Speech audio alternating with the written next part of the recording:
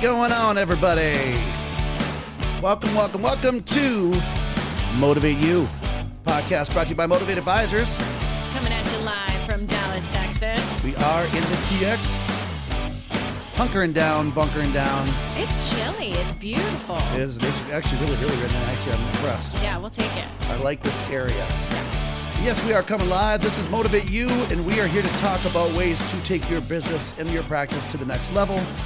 That is the ultimate goal for this podcast. Hope you've been enjoying it. Yeah, most definitely. We have been. I mean, it's for advisors by advisors, but I got some feedback just for general salespeople or work professionals that, you know, a lot of the tips and tricks that we've been discussing are kind of helpful across the board, no matter what industry you're in, which is awesome. Yeah, I think when you look at the 4 C's of business that we've designed here at Motivate Advisors, it's been something that's been, you know, really important for people to see because there's been so much of a shift, especially right now with the way the economy is working or not working. Right.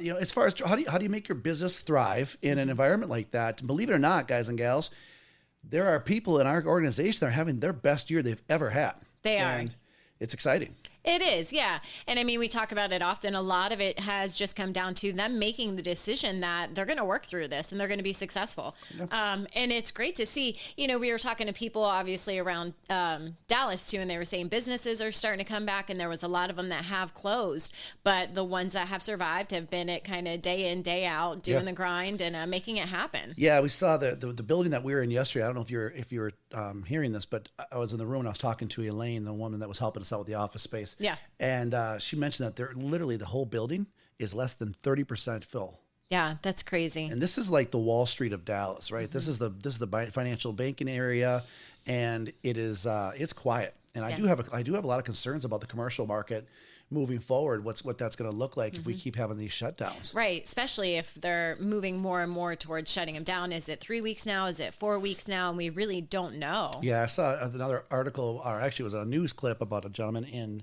San Francisco, and he owns a gym. Mm-hmm. He lost 80% of his business in 5 days.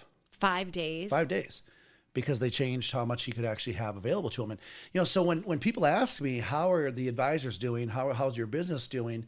You know, what we've seen right now is there's a very little bit, there's a small amount of middle ground. I've seen people either succeed significantly or we're seeing people really, really struggle. Right.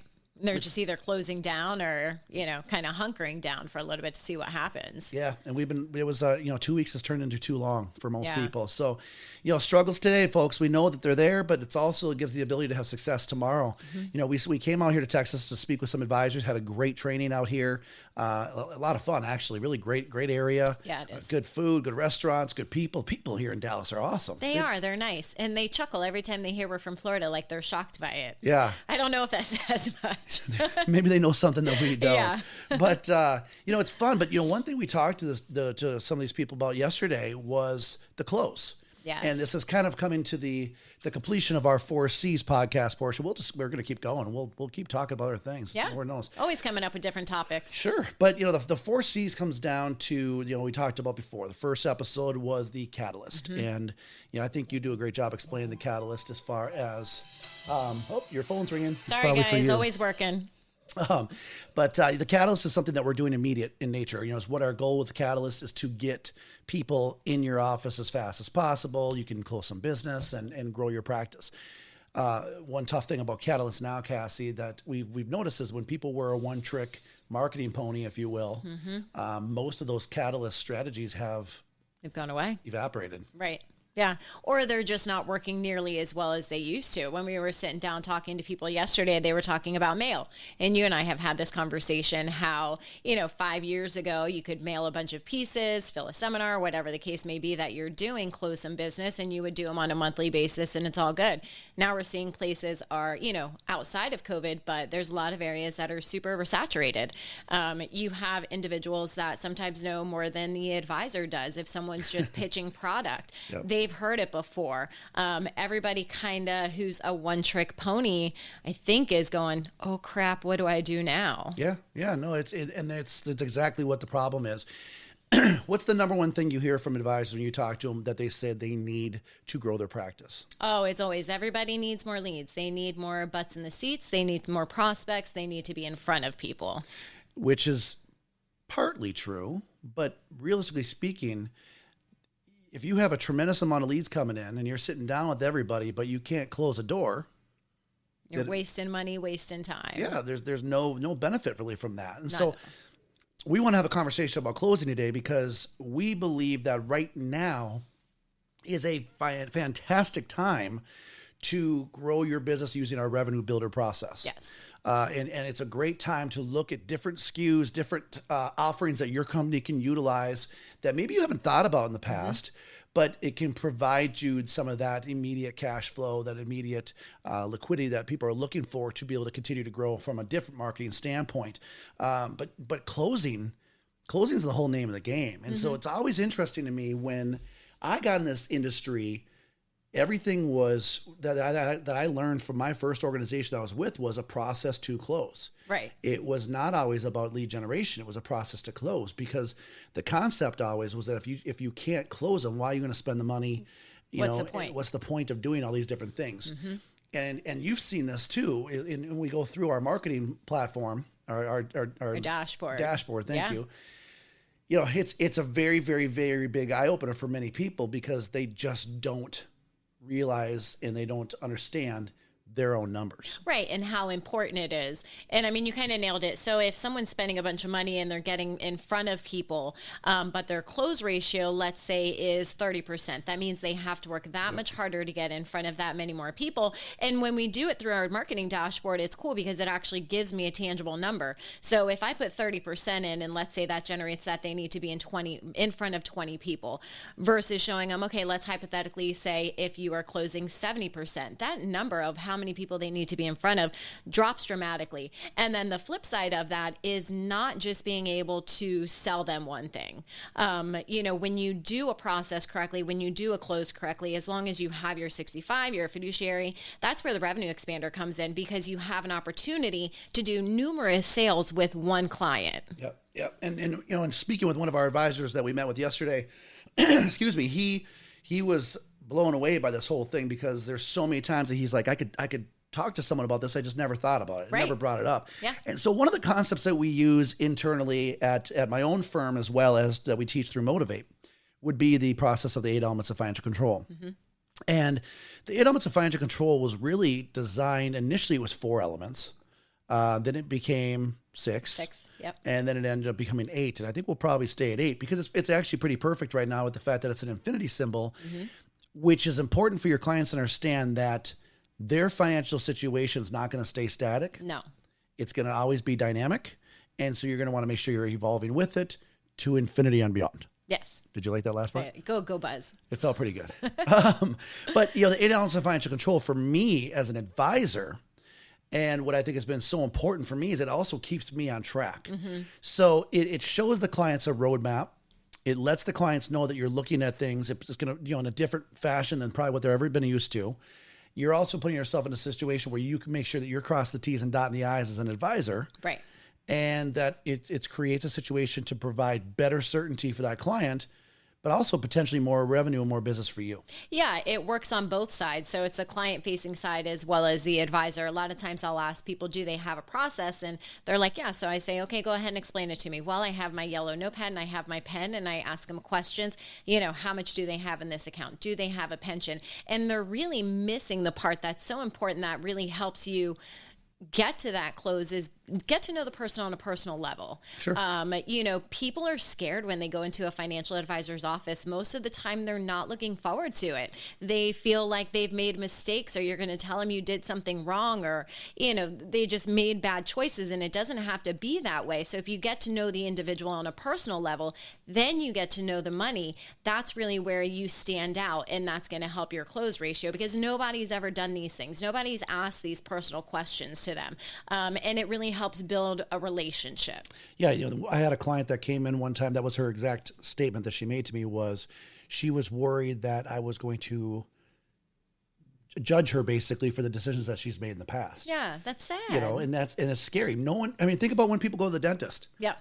when do people go to the dentist? Do they go proactively? Most people don't. No. Right? Most people go to the dentist when there's already a problem. Right? And so it's the same thing for us. A lot of times we're solving things that could have been fixed a long time ago. Right.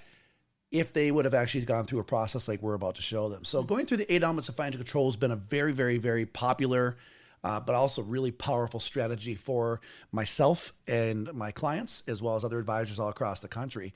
And it really starts with looking at income optimization. Right.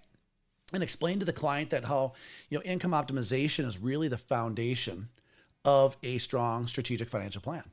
And so going through that, looking at their resources of guaranteed resources, whether it's their pension or their Social Security, and then really determining the gap factor of what needs to come in from their investments, it's usually quite eye-opening for them. And then if they need a lot of the money from their investments and they're in the market that's going up and down, 20% on a yearly basis, it's a situation where that's where most people's fear comes from.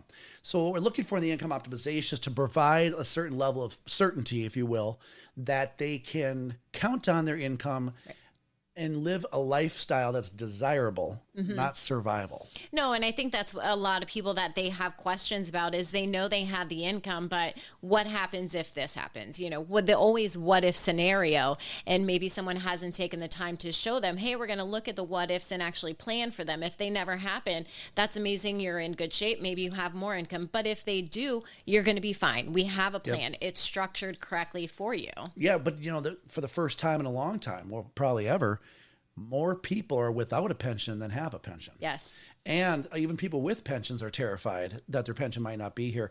I had a pilot that came into my office. Great guy, was supposed to have like $2 million from a pension. Right. It's gone. Sounds good. Oh, I was going to say sounds good. That's not so good. Yeah. Well, and people are worried about what's going to happen with Social Security as well. Are they reliant strictly on that? Or if they have, a spouse that has a pension, do they have a policy to follow up if they pass away? Is it 50%? Do they only get partial? What does that really look like, and how is it going to affect their plan? Yeah. So once you have the income optimized, what that does though is it can provide people their lifestyle. When people, and that's going to be different for everybody. People. I guess I'm tired or something's going on with my brain. Maybe it's the air in Dallas, but I don't know. Anyway, people, they want that desired lifestyle. No one dreamt of retiring so they could live paycheck to paycheck. And so the problem is oftentimes no one in our industry focuses really on that income portion of people's lives. And gives it to them without a certain level of risk. Right. So they're watching the market go up and down on a consistent basis. And there's this constant anxiety behind that. And that's what we're trying to help people with the income optimization portion. Once you've done that, you have to look at what we call the emergency builder, which is really an element that's just really coded for liquidity. Right.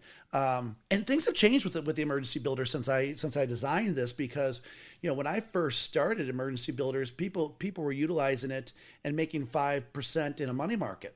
Yeah, and still have access to that money if, God forbid, they needed it, but it could still grow at a decent rate. Yeah, now that's gone. It's. I mean, what are money markets paying right now? No. It's way less than even 10 basis points. You can tiny. Stick it under your mattress and probably pay just as much. Yeah, pretty much. That's truth. So the emergency builder is about liquidity, because what we know is that bad things happen to good people, and so with the fact that bad things happen to good people, we want to make sure that they have money for unexpected yet expected events. Yeah, and it's not even necessarily bad things. Things just happen in life.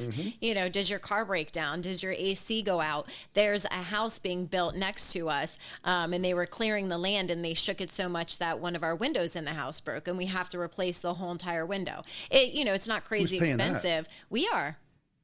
So we don't know if we should go over and talk to, we'd have to try and find the contractor who's responsible for it. Is it the demo crew? I don't know who it is. So it wasn't something that we were expecting. I was walking around the house, I was cleaning the window, and the whole entire thing is shattered down the middle of it. Oh, man. That's something that's unexpected. You're a homeowner, so you're going to have those things happen. Luckily, we do kind of set ourselves up for these emergency things. So yes, it stinks. It's not something that we want to spend money on, but that's life. It is. I still don't think you're responsible for it. I know. I don't know who to talk to about it. Well, maybe someone on the podcast, listen to the podcast, can call you and give you some advice. Yeah, on if that. anyone has any advice, shoot me an email or give me a call. That'd be awesome. Yeah, because I don't think that's your deal. But the emergency builder, one thing that's been really interesting though is that now we're seeing with the volatility in the market, with people, worrying about what's going on with the election and all these different things right now, there's an abundant amount of cash sitting there doing nothing. Yes. And so when we talk about emergency builders, there's immediate liquidity that I think is important for our client, but there's also delayed liquidity. What do you think the difference is between the two? It's just how quickly you're going to need it. Okay. For me, it's a matter of, immediate liquidity. I want to walk in the bank. I want to grab my $5,000, and I want to leave. Right. Delayed liquidity is I need $10,000 to paint my home and put a new roof on or something. I don't know, but whatever it's going to be. Yeah. You can probably wait 2 to 3 days to clear that out of an account. And it's not lazy. It's not dead money. You can actually have that somewhere that's growing, that's still accessible, but that's growing and can provide a little bit better yield than what people are seeing Making right now. A little bit more than if it was just sitting in a savings account at the bank. Absolutely. Yeah. So then we go, we look at income. We have that optimized. We've got people to a situation where we look at their emergency builders and we know that, bad things happen to good people. And there's what we call the expected yet unexpected events that you were mentioning. Yep. Moving on to the next element then is going to be probably one of the most important ones, but also one of the most missed. And it's the one that creates a tremendous amount of anxiety. It's the revenue replacer. Yes. The revenue replacer is the conversation that we have with individuals about the what ifs of life, right? So it's a stress test. We look to see, what if the market goes down? What if the market goes up? What if taxes change? What are the impacts? But then there's also even larger ones, such as what happens if your father passes away at 53 years old to your mother's situation. Right. Yeah, that happened to me, right? I lived that lifestyle. What happens if someone gets sick and they can't work anymore? If, say the wife works and she's the breadwinner, see how I did that? And she just happens to get sick, is the husband protected? Correct. Yeah, the kids too. And these are scary conversations that nobody wants to have. I mean, you also go into a long-term care situation. We talk about it all the time. Unfortunately, 70% of people are going to need some type of long-term care, in their future, and nobody wants to talk about it. Nobody wants to talk about if there's premature death, but these are real things that can, this might sound extreme, but destroy someone's life if they're not set up for it. Well, it can bankrupt them in a heartbeat. Yeah. I know this because I watched it happen to my own mother. Right. Right. And it's a situation to where people don't want to talk about it because it's uncomfortable. But, when we talk to people about risk, so for all of you listening right now, when you're talking to your clients about risk, when we're talking to our clients about risk, the first thing they think about is the market. Sure. Your That's risk really all tolerance. they think about. What's your number? And I've tested this in seminar after seminar after seminar where I say, what's risk mean to you? Well, it's the loss of money. From what? And they go, well, stock market, right? That's the first thing they say 99.9% of the time. And it usually always stops there too. It's rare that we get a whole lot more out of them when you ask that question. Right. And so then I probe a little bit and I say, wait a minute. And I pick on a couple, a husband and wife, and I'll say, you're two married? They say, yes. I said, is there a risk to you if your husband were to prematurely pass? Is there a risk to you if your wife were to end up with a situation of Alzheimer's or dementia? Is there a risk to you if your kids need something? I have a client right now who has a granddaughter that's very sick. Yeah. It's cancer So sad. that has completely changed their retirement strategy and plan. And they'll do whatever it takes to be able to spend as much time with her as they can, which I get. But that probably wasn't part of their plan before. That's a what if scenario. And so, going through these scenarios with people is not always the most fun, but it's probably one of the most important. It is. Because the impact can be absolutely enormous. So it's important to really look at that and focus on that. And oftentimes it's missed. You think about like a younger person going into work. We'd always talk about the tax timeline, right? Yeah. They go into work, they make money. They're basically spending everything they're making in the beginning. We call it the character building phase, right? And then they go to that next level where they say, well, I'm making more than I need. I should probably start saving. Sure. The first thing that most of them are doing is they're getting a 401k, right? And I've seen this because we run 401ks. And I have one of our practices that we work with, one of the firms that we work with, we see it all the time to where the employee goes out, gets the 401k, and then starts contributing. And then about a year later, their car breaks down. Yeah. And they where are don't getting have the money anything from? in that emergency builder. You're right. Yeah. There's no money. So automatically they start robbing their own retirement plan. We see this stuff all the time. Something happens to a family member or something, and they don't have those type of things protected. They go directly to the fourth element, which is asset building. Yes. And what we've learned is a couple different things, but the biggest one is everyone goes there first, and it should not, in my opinion, be the first thing that you should be utilizing. No, because or they're jumping straight from income. Okay, you have your income. Now let's go ahead and grow your money. But they're missing all of the things in between that can really protect their money and protect their situation and their retirement as well. Couldn't have said it better. That's it. I mean, that's really what it is. Nailed it. Yeah, you've been listening. I thought you only listened to half of what I said, but that time... I do. That was on me. That time was really good. I'm actually pretty impressed. I might just let you have the rest of the show. I'm gonna sit back here and look out the hotel window. The beautiful window. It is. Lovely blue sky. Sweet courtyard. It is really nice. And we digress. That's what we call attention deficit disorder, folks. Squirrel. But no, the asset building, you're right. If you don't have these elements done in order, it can really create some uncomfortable time periods. Mm-hmm.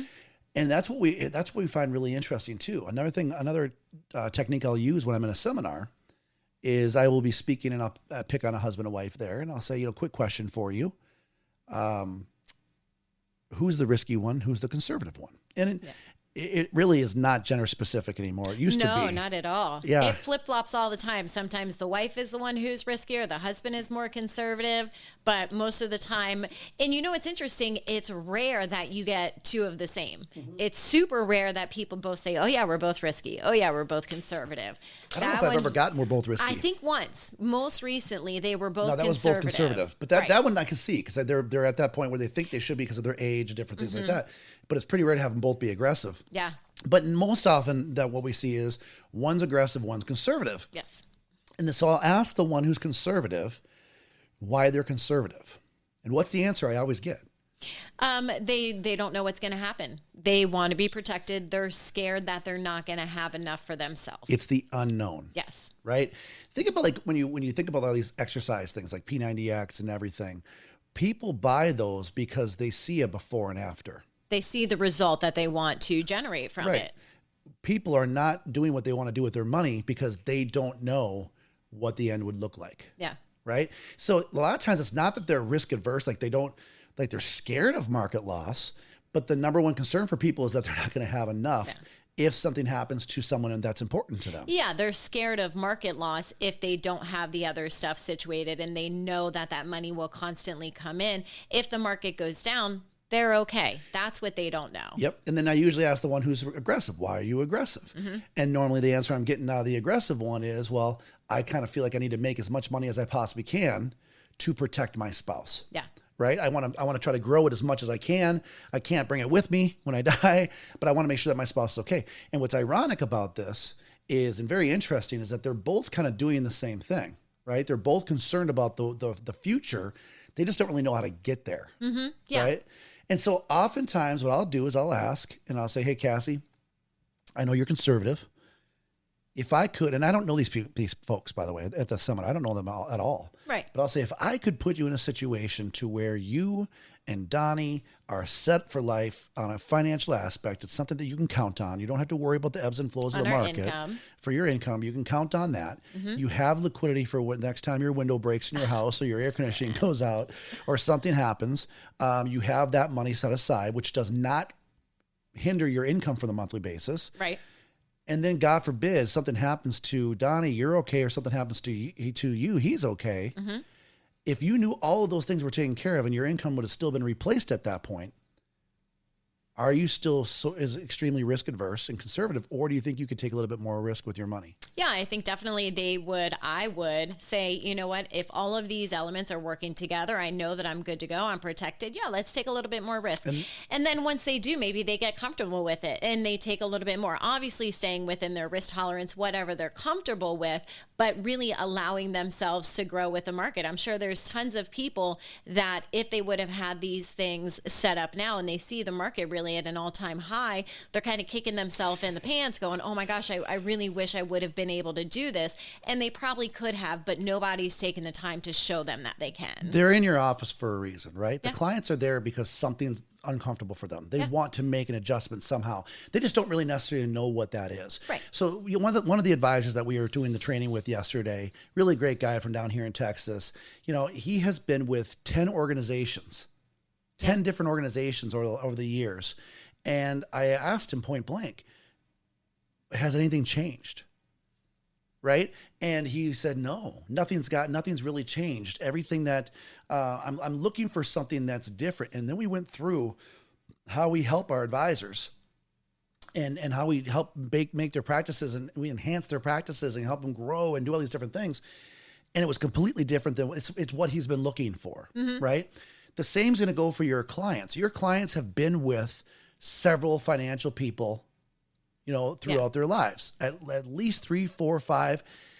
And they're always searching for something different. And what I hear from people when they come into my office is, this is what we've been looking for. Or, Mike, I've never had someone ask me questions like this before. Yeah, I think that's a big one, is nobody's asked, kind of the deep dive personal questions. And a lot of times people are caught off guard and they might feel a little uncomfortable with it. But you got to remember, when you're in a situation and something stands out and you feel awkward about it or excited about it, those are the things that really impact and make a memory and have you make a decision, because you have a feeling inside, this is different. I got a feeling. Ooh, just me? I didn't know where you were going with that one. Because tonight's okay, gonna good, be... yeah. Let's just move on. No, but there's the old saying of, people will never remember what you said, but they'll remember how you make them feel. Yes. Right? And that's a lot of what is missing in our industry. Ladies and gentlemen, our industry is probably one of the most emotional industries in the world. I mean, really it is, because there is a direct correlation between wealth and health. There is a direct correlation between people working hard and wanting to be able to enjoy it. I mean, these are all real things. But people make major life decisions because of either extreme happiness or extreme pain. Right? It's very rare that people are feeling complacent and make a gigantic change. Right? Usually something happens that triggers it. Maybe you quit smoking because you had a heart scare, or maybe, whatever, you wanted to lose weight because your doctor said you're worried this isn't about looking something. good. Yeah. I was talking to a woman yesterday who went to the doctor, and the first thing the doctor said is, you've gained 16 pounds during COVID. She told me the same thing. Yeah. You know exactly what I'm talking about. And so now she's doing something very drastic where she's only eating chicken and broccoli. Right. That sounds awesome. It does not sound good at all. No. But she would have never, she knew she had gained weight, but she wasn't worried about it until the doctor kind of called her out on it a little bit. And that's when she said, oh God, someone else really sees this. I guess I should take care of it. It is an issue. So as an advisor, you almost have to be that person in a very nice and respectful way, is call somebody out on something. Because either they're too scared to talk about it, or nobody's ever brought it up to them. Maybe they're lacking the knowledge and they just don't know what's wrong.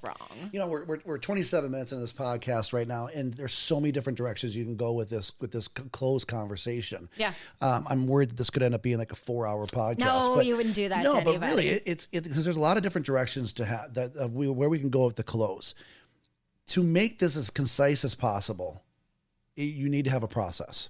Yeah. You need to have a situation to where your clients can come in and they feel that this is not your first rodeo. You know exactly what you're doing, why you do something. There's a reason why people follow processes, and it's because you get the expected results.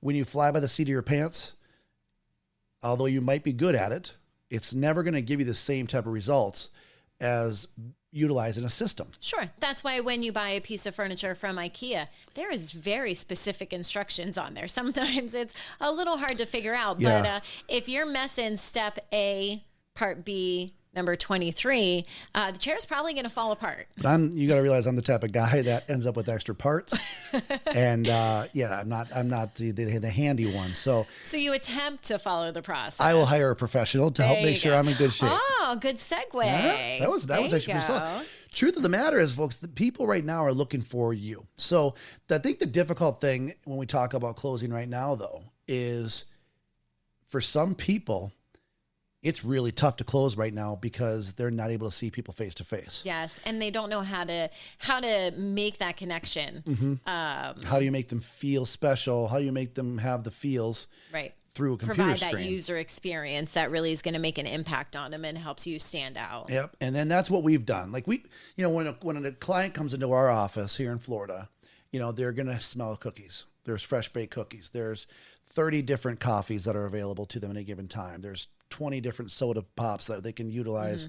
I just showed my Minnesotan there. Soda pops. Yeah, pops, yeah, sure. You know what they love the most, though? Is sign. their name in a frame welcoming to the office. Yep. God, talk about small little things that really make an impact. We've had people actually take a picture of it before because they thought it was so cool. That actually happened last week again. I saw it. But that's all part of the close as well. I mean, you're setting yourself up from the first time you have a conversation to them. What does your email look like? How, if you have a team, how are they addressing them? Are they making them feel comfortable? Yeah, I mean, you can do this digitally is what we're saying. Yes. There are ways of doing it. We have the process to be able to do that. It is different. It's totally different because, I always use my rollerblade story. I think you already used that one. Did I? Yeah. Well, the truth of the matter is you're buying something online. You're willing to take the risk if it's a couple $100. You're going to do that. Moving $100,000, $200,000, $1 million, $10 million online in a first appointment is going to be very difficult. Yeah. You have to create the system to show them that this is not your first rodeo. You have to create the system to show them that you're going to be there. There's several people who, when I first, came down to Port St. Lucie, Florida, the previous advisor that was there, my mentor, hell of a great guy, but that was one of his 3 offices. And so people would give him money to manage for them. And then they would pop in and he might not be there that day. Right. And there was no one staffed at the office. The office was dark.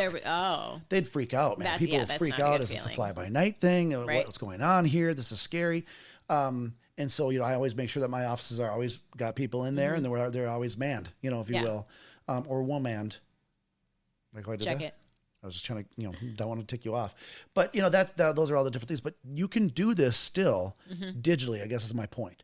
You can still, do the close, you can structure it. But realize that the close usually happens before you know it happens. Okay, explain. Well, in my first appointment process, that's where the close happens. That's when the client actually makes the decision whether or not they are going to work with me or not, right?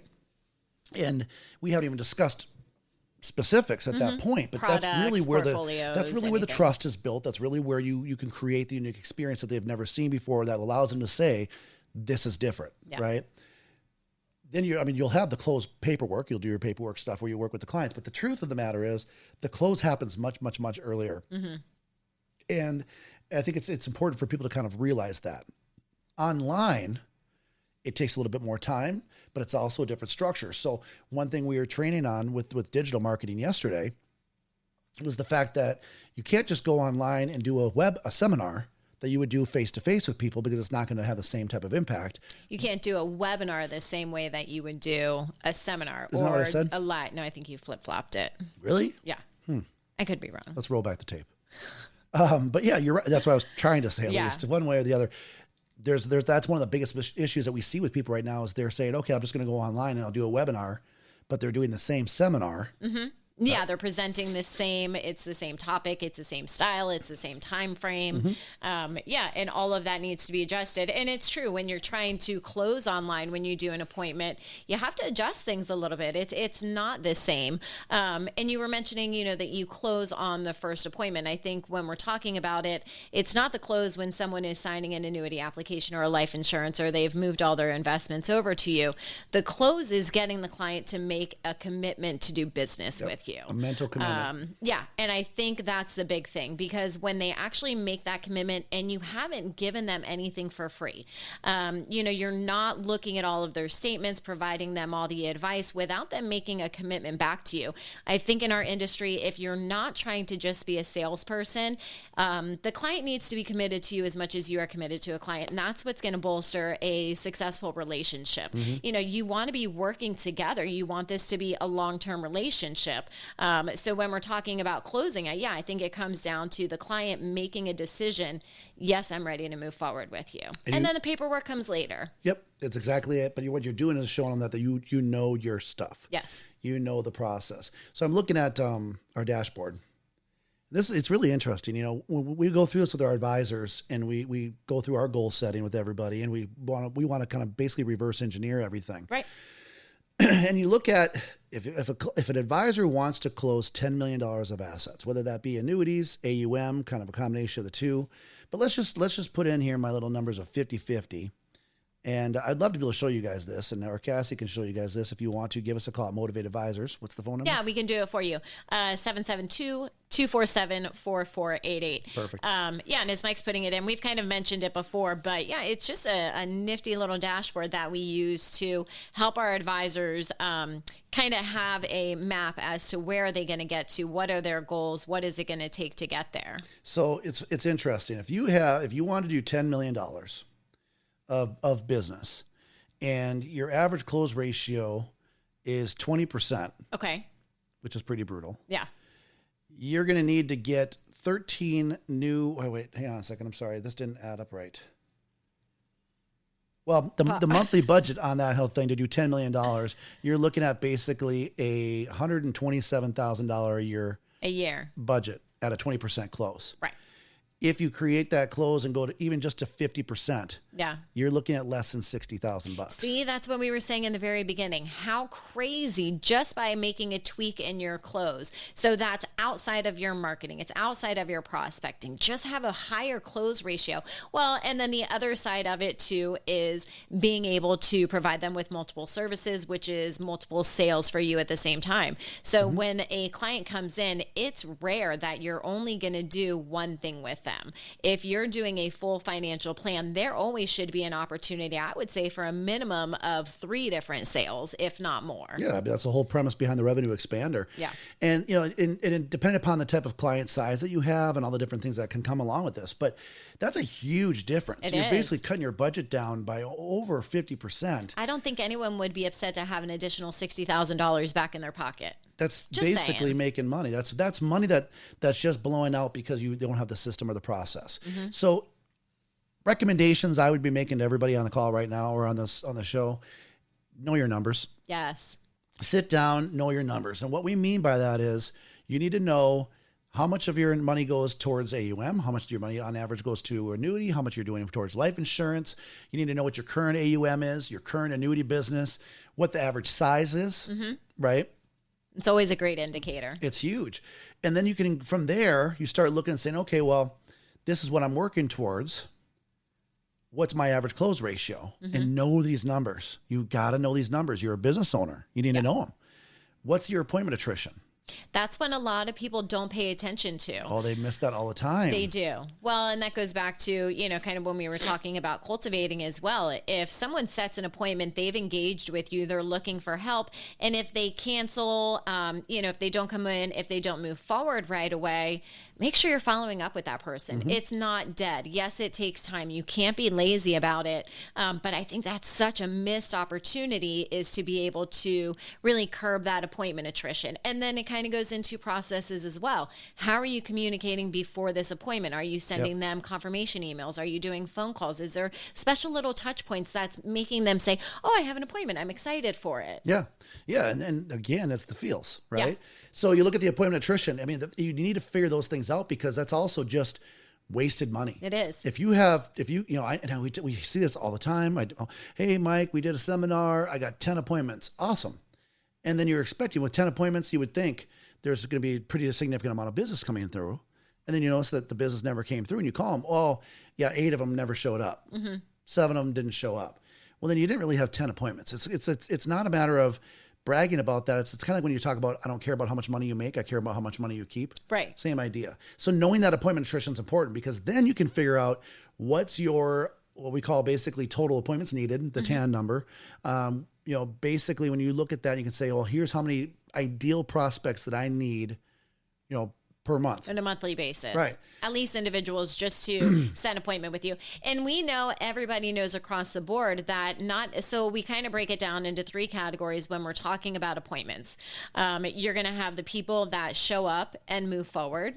You're going to have the individuals that just don't qualify for some reason or another. If they don't fit in within your wheelhouse, maybe they don't have the assets that you can do something with. And then you are always going to have people that don't show. So I think when you're looking at these, be realistic that not everybody is going to show, and make sure that you're planning accordingly. You're setting yourself up so it's not a shock when, 30% don't show up for some reason. Yeah.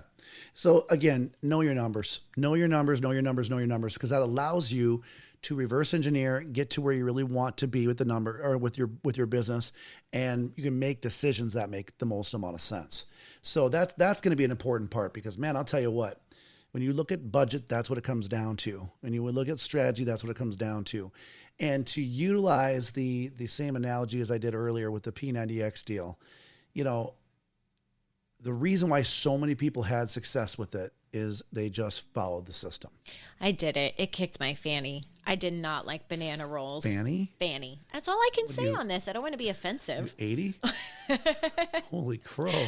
And I just said holy crow. Yeah, right. Yeah. Oh. Now you're aging both of us. Yeah, Superman, banana. Superman. Tough. But he gave you the diet. Yeah. He told you what to eat. He told you when to eat, told you how to eat, told you when to work out. And his thing was how he would always say, just push play. Just show up, push play. And if you follow that system, I have a tonal now, which I used to work out at home, and Tony Horton's now one of the new training coaches on there. The dude's in his 60s, his mid 60s, and I hope I could look like that now. Right. The dude's still jacked. It's still working, and he went through a really disabling really sick, disease, right? For a little while. I can't remember exactly what it was, but he was quite sick, lost a ton of weight, got really, really unhealthy. But he bounced back really strong. He's mid 60s, man. Yeah. He's stronger than most 20-year-olds now, but it's because he followed the system. Same idea for you with your clients. You need to show them that you know the way. You need to show them that this is not your first rodeo, that you can help them with these scenarios. And you also need to realize that they're really damn lucky to be in your office. Mm-hmm. One of the biggest issues for advisors and their inability to close is they forget how fortunate those people are to actually be seeking your help. Yeah. I mean, it's unfortunate. Everybody needs to make money and everybody struggles, but desperation is ugly. And if you are one of the good guys, which, gosh, I hope you are, there's enough negativity out there. But if you're doing the right thing for your clients, I 100% agree. They are lucky to be there in with you. And people pick up on that as well. If you don't have confidence in yourself, if you're doubting what you're doing or you're not seeming secure, that's really going to affect you. And I think when you do have a process that you're following, kind of step by step, when you have to do a crazy math problem, if you have that formula and you follow it, it gives you a whole lot more confidence than if you're just trying to wing it at some point. That's a fact. Absolute fact. So, folks, know your numbers. Call us if you need help with it. We'll help you with your numbers. Anything that we can do, we just want to make sure that we're able to help you. So check us out at motivateadvisors.com, motivateinvestments.com. Yep. You can email either one of us. I'm just Mike at motivateadvisors.com. I'm Cassie, Cassie. So motivate, MOTIV, the number 8, ADVISORS.com. And if you guys are interested to see what is your close ratio and how is that affecting your production, we want to be able to kind of show you that. We can mess around with the numbers. Yeah, I'd love to have that conversation with everybody. It's very eye-opening. It'll definitely shed some light as far as what's working and what's not. But folks, thanks so much for jumping on this call with us. We enjoy this. This is so much fun to be able to talk to everybody. Love the feedback. Thanks for doing that. Keep sending the feedback, letting us know what you're wanting us to talk about, what you want to hear about. It's all about helping each other grow, create an army of people that go out there and make sure that we protect people's retirement and their livelihoods. So, Cassie Adafaro, Mike Terrio, I appreciate you both. Everyone jumping on with us. Have a wonderful week. Stay safe. Bye-bye.